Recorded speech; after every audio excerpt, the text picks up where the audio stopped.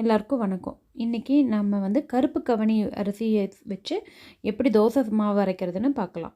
இதுக்கு தேவையானது 1 கப் கருப்பு கவனி அரிசி, 1 கப் தினை, வரகு, சாமை, குதிரைவாளி, இந்த மாதிரி மொத்தம் 5 அரிசியும் எடுத்துக்கோங்க.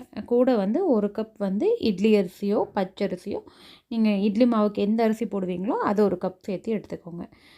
எல்லாமே நான் எடுத்துருக்கிறது வந்து எல்லாமே ஒரு அலாக்கில் வந்து ஒவ்வொரு அலாக் எடுத்திருக்கேன்.